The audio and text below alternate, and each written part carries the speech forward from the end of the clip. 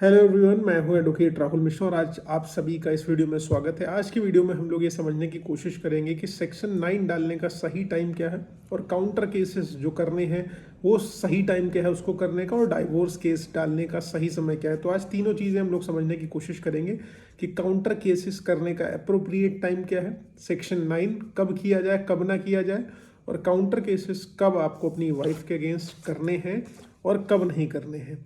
देखिए, सबसे पहली बात यह है कि जब भी मैट्रिमोनियल विवाद आप दोनों के बीच यानी हस्बैंड वाइफ के बीच होगा तो मेरा ऑनेस्ट सजेशन है कि आप दोनों लोगों को बैठकर आपस में जो है बातचीत कर लेनी चाहिए। अगर एक दूसरे के साथ रहने के लिए नहीं तैयार है तो डेफिनेटली कंसेंट के साथ म्यूचुअल डाइवोर्स आपको ले लेना चाहिए, अलग हो जाना चाहिए, क्योंकि जवानी कोर्ट में बिता के कोई फ़ायदा नहीं, बुढ़ापा आ जाएगा और रिजल्ट दोनों लोगों का ज़ीरो निकलेगा। सिर्फ ईगो में आप अपनी भी लाइफ स्पॉइल करेंगे, अपनी वाइफ की भी करेंगे और वाइफ भी अपने हस्बैंड की भी करेगी और अपनी भी स्पॉइल करने वाली है। देखिए, सबसे बड़ी बात क्या है कि मैट्रिमोनियल विवाद आखिरकार स्टार्ट कहाँ से होता है? अनरीजनेबल डिमांड से होता है। जनरली हस्बैंड पक्ष से भी अनरीजनेबल डिमांड्स होती हैं, जो पहले होती थी। आज की डेट में वाइफ पक्ष से अनरीजनेबल डिमांड होती कि मेरे नाम प्रॉपर्टी कर दो, आधा सैलरी मेरे अकाउंट में क्रेडिट कर दो। मेरे कुछ रिश्तेदारों में भी मैं देख रहा हूँ कि उनकी इच्छा यही होती कि उनका पति उनको आधी सैलरी दे दे, अपने माता पिता से बिल्कुल संपर्क काट दे, अपने परिवार से एकदम दूर रहे। ये प्रैक्टिकल है, हर जगह हो रहा है, अपने रिलेटिव्स में भी मैं देख रहा हूँ ये चीज़ें, ठीक है, सिर्फ एक जगह नहीं। और दूसरी चीज़ ये है, हस्बैंड को क्या लगता है, हस्बैंड के साथ क्या प्रॉब्लम होती है? हस्बैंड कोशिश करता है कि जब भी मैट्रिमोनियल विवाद हुआ, वाइफ उसकी उसके घर पर नहीं है, वो घर छोड़ के चली गई है, मायके जाके बैठ गई, ऐसी कंडीशन में वो कहता है, किसी के पास भी जाता है तो जनरली लोग उसको सजेशन देते हैं कि भैया अब तुम सेक्शन 9 डाल दो। अब सेक्शन 9 आपने अपनी वाइफ के वापस लाने के लिए डाल दिया कि वाइफ वापस नहीं आ रही है, सेक्शन 9 हम डाल देते हैं, गुड कंडक्ट हमारा प्रूफ हो जाएगा और कोर्ट हमारे फेवर में चली जाएगी। तो ऐसा कतई नहीं है, भूल जाओ।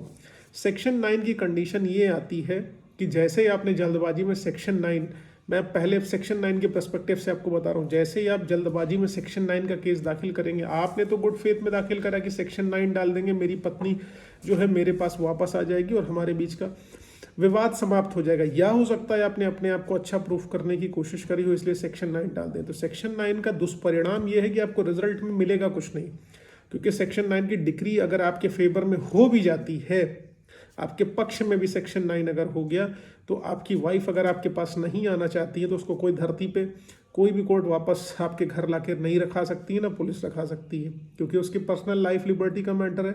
वो चाहेगी तो आपके साथ रहेगी, नहीं चाहेगी तो आपके साथ नहीं रहेगी। ये चीज़ क्लियर कर लीजिए। आप सोचो, डिक्री मेरे फेवर में हो गई, मैं वाइफ को घर पे ला के रख लूँगा और विवाद खत्म हो जाएगा। ऐसा कुछ नहीं है। विवाद की जड़ होती है एक तरीके से सेक्शन 9।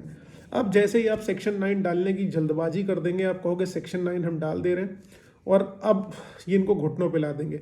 आपने भले अच्छे कंडक्ट के तहत सेक्शन 9 का केस डाला हुआ है, आपने कहा कि पत्नी आ जाए, बच्चे वापस आ जाए, हम लोग आपसी सहमति से वेल सेटल होकर रहे, लेकिन इसी जल्दबाजी में आपके ऊपर बहुत सारे केस के बंडल आ जाएंगे। 498A आ जाएगा, 498A आ जाएगा, डोमेस्टिक वायलेंस आ जाएगा, 125 आ जाएगा और ना जाने क्या क्या केसेस आपके विरुद्ध आपकी पत्नी रजिस्टर करा देंगी। भले ही आपने उनको बुलाने के लिए कराया, लेकिन उनको ये लगेगा कि इन्होंने सेक्शन 9 मेरे खिलाफ किया, मेरे खिलाफ मुकदमा लिखाया है, अब मैं इनको नहीं छोड़ूंगी। तो सबक सिखाने के लिए आपके ऊपर 5-6 केसेस का जो पैकेज होता है मैट्रिमोनियल विवादों में, वो सारे के सारे आपके विरुद्ध वो रजिस्टर करा देंगी। तो यहीं से सेक्शन 9 के नुकसान आपको मैं बता दे रहा हूँ। सेक्शन 9 का डिसएडवांटेज यही है कि यहीं से आपके ऊपर जो है केसेस का बंडल आना स्टार्ट हो जाएगा और आपकी यहीं से वकील साहब की फीस स्टार्ट होगी, क्योंकि वकील साहब का भी परिवार है, उनके भी घर परिवार बच्चे। आप जो कहोगे वो डेफिनेटली करेंगे और सजेस्ट भी करेंगे ऑनेस्टली, लेकिन आप कहोगे नहीं डाल दो सेक्शन 9, मेरे फुफ्फा ने बताया कि सेक्शन 9 डाल दो, तो फुफ्फा ने बताया तो डलवाया सेक्शन 9, तो झेलो, केसेस तो आएंगे ही आएंगे। अब देखो, वाइफ के पॉइंट ऑफ व्यू से क्या होता है कि वाइफ क्या करती है, डोमेस्टिक वायलेंस का मुकदमा आपके अगेंस्ट लिखा देगी। जैसे ही सेक्शन 9 आपने डाला, डोमेस्टिक वायलेंस का मुकदमा आ जाएगा। हाँ, सेक्शन 9 से आपका थोड़ा सा दावा ये मजबूत हो जाएगा कि आप पत्नी को लाना चाहते थे, अगर आप उसके साथ वायलेंस करते थे तो आखिरकार आपने जो है उसके अगेंस्ट डोमेस्टिक वायलेंस का मुकदमा दर्ज क्यों कराया। और सेक्शन 9 डाल देने के बाद ही फर्जी मुकदमों का दौर आपके विरुद्ध स्टार्ट होता है। अब ऐसे में आप लोग सोचते हो कि भाई साहब अगर हम सेक्शन 9 डाल दें तो डाल चुके हैं तो क्या कर लें। मैं सीधा कहूँगा सेक्शन 9 अगर आप डाल चुके हो तो विड्रॉ कर लो, विड्रॉ कर लो, कोई मतलब नहीं बनता उसका, क्योंकि आपका लिटिगेशन एक्सपेंसेस भी जाएगा और उसका रिजल्ट भी कुछ नहीं आएगा, क्योंकि वाइफ तो आपके ऊपर अब केस कर ही चुकी हैं और नहीं कर रही है, तो आप भी शांत बैठे रहो और वो भी शांत बैठी रहे। डिजर्शन का पीरियड अच्छा खासा हो जाने दो, उसके बाद आप उनसे तलाक की डेफिनेटली अर्जी डाल सकते हो। अब डाइवोर्स फाइल करने की क्या स्टेज होगी, सेक्शन 9 तो बता दिया मैंने। अब डाइवोर्स फाइल करने की क्या स्टेज होगी। अब देखो, लड़का लड़की जो है वो हस्बैंड वाइफ यानी कि दोनों कोई भी डाइवोर्स केस डाल सकते हैं। अब जो डाइवोर्स केस पहले दाखिल करेगा उसको नुकसान होगा।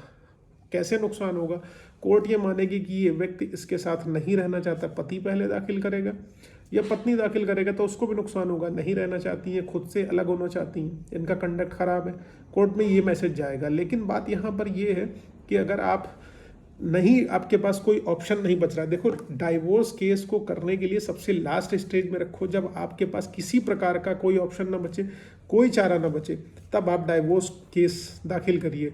वरना आप वेट करते रहिए, चली गई है मायके, कोई बात नहीं, वेट करिए, डिजर्शन पीरियड हो जाए, जो गैप है अनिवार्य गैप वो पूरा हो जाए। उसके बाद जैसे सेक्सुअली वीक है या कोई अदर ग्राउंड है, इलिसिट रिलेशनशिप का आरोप है, तो अगर आपके पास ये एविडेंसेस है तो बिना अप्रोप्रिएट एविडेंसेस के इसको फाइल मत करना, इन ग्राउंड्स को यूज़ मत करना बाद में, वरना लेने के देने भी पड़ जाएंगे।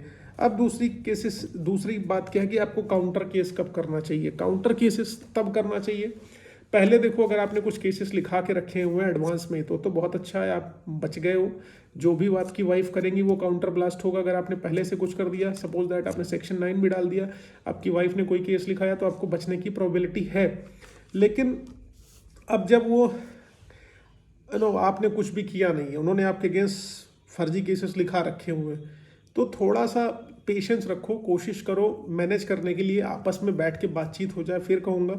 लेकिन अगर नहीं चीज़ें बन रही तो लड़ाई आपके साथ भी हुई है, गाली गलौज आपके साथ भी हुई है, मारपीट आपके साथ भी हुई है, घर में घुस के आपको भी धमकाया गया, ये डेफिनेट हुआ होगा। आप में से बहुत सारे लोग कमेंट करते हो, मैसेजेस करते हो, जब कॉल करते हो तो बताते हो कि मुझे मारा गया, धमकियां दी गई, आधी सैलरी बंटवा लेने के लिए कहा गया, ऑफिस पे जाके धमकाया गया, मेरा सामान लेके चली गई, तो 383-84 एक्सटॉर्शन का मुकदमा लिखाओ, ठीक है, रेप मर्डर वगैरह की धमकियां देती हैं, आत्महत्या करके झूठे मुकदमे में फंसा देने की धमकियां देती हैं, सेक्शन 39 की इन्फॉर्मेटरी पिटीशन डाल के रखो।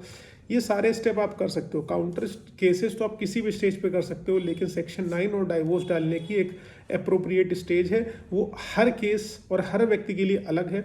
बस ये वीडियो आपको जो सिर्फ इन्फॉर्मेशन पर्पज से था, रेस्ट आपको डिसाइड करना है कि आपको क्या चीज़ें करनी है और आपके वकील से आपको डिसाइड करना है। तो ये वीडियो सिर्फ इन्फॉर्मेटिव पर्पज से है, मेरा पर्सनल ओपिनियन है। जो भी आपको करना है रेस्ट आप अपने वकील साहब के माध्यम से, उनकी अप्रोप्रिएट सलाह के माध्यम से ही करें।